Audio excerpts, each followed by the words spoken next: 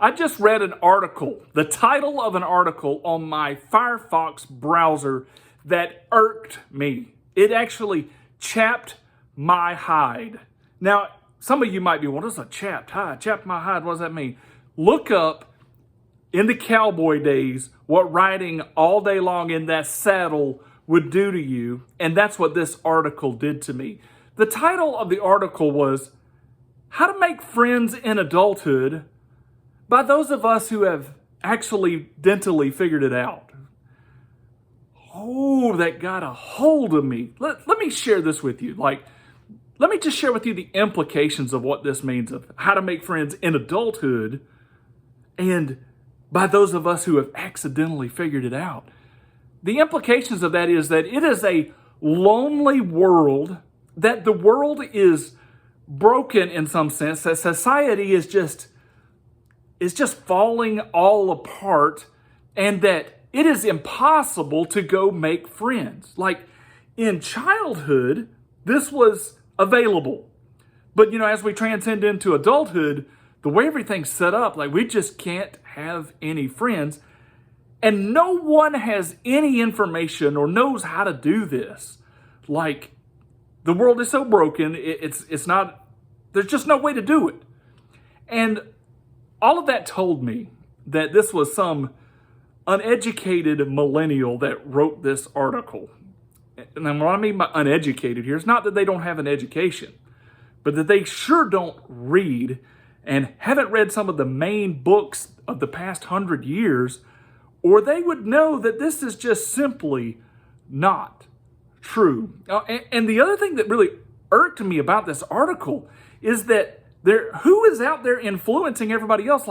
Oh, it's just such a sad world, and I get to write this article about how broken everything is, and help assure you that your relationship with the internet is that's about as good as it's going to get unless a good accident comes along. I didn't even read the article, but I can assure the author that you didn't have a more awkward or more outcast upbringing than I did. Personally, I was an outcast in so many ways, and at some point, maybe in future videos, I'll explain that.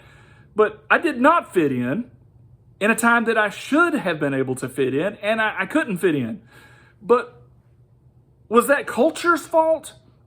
Or was it personal short-sightedness? Which is the other thing about this article that just gets me, is maybe it says it in the article. I need to give them that much leeway. But where's the accountability that the problem is on me? That it's about me. And so what about the work, study, try method? Why don't I work on some relationship building skills that I have studied and try them here and there to get some friends? And it's not accidental. It's a work ethic, which is another thing this thing points at, is oh, I accidentally got some friends, and or maybe I've discovered some. No. There's no accident to getting friends. Getting friends involves a work ethic, an investment of time and energy, and some other secrets. But let me show you this beautiful book that explains some of this. In Proverbs 18:24, it says, a man that has friends must show himself friendly. Now, the end of that, it says, but there's a friend that sticks closer than a brother. And some newer translations have said, oh, a man of many friends comes to ruin. Well, in Hebrew, if you understand how these metrics work, there can be multiple applications. But I really don't like the rendering of that, and I'll explain why. Is because a man of many friends could come to ruin, by overextending himself. Sure, and if all you're concerned about is gaining friends and having a lot of friends, you will come to ruin. But the contrast there was that some friends are more sure than other friends, but it doesn't say how, it doesn't give up how not to give friends. The basic Hebrew there is, if you want friends, you need to reflect some friendliness. That is very simple.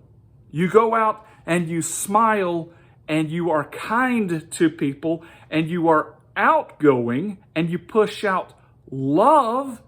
And guess what comes back in return? Love. You should try this. Now, some are like, well, that's not the way it works around here. That's not the way it works. Some of you that are in the big city, if this video even gets there, because I wonder if my videos are tied to a regional setting. That's really interesting in and of itself. But in the big city, people are like, you smile and, you're friendly and you try to reach people like, what do you want? What do you want? That's what the Bible says, overcome evil with good. You stay at it. You can turn people around. You can say, hey, no, I am sincere. I don't need anything from you. What I'm liking to offer is, hey, let's connect socially. I would like to just share in your life and you can share into my life and let's trade and swap stories and life events. And maybe if you're pleasant enough and I'm pleasant enough, we'll go hang out together. But the other thing that is really just interesting is that in our country, we have quit going to church. We've just stopped going to church. Do you know where nice people are on Sunday? Now, some of them definitely are. Some of the professionals are out abroad and enjoying leisure, etc. But not all of us can afford to be in that world. And so where are the nice people going? Well, a lot of nice people go to church. Now, some will throw stones and say, yeah, there's brokenness at church. Sure. But nice people are at church, and the church is actually there to be a social environment to begin with. So this article just irks me that it leaves out the idea that anybody knows how to actually become friends, that there is any kind of wisdom application of this. It leaves out the idea of work ethic. It's just the mindset of our times. But if you will get past the shallowness of the internet and actually do some digging into life and focus on the things that your conscience is telling you to do, like, oh, maybe I should read more, study more, maybe I should actually help this neighbor when I see them in a time of need. Maybe I do need to get outside of my shell. If you'll just follow some of this, you will actually make friends.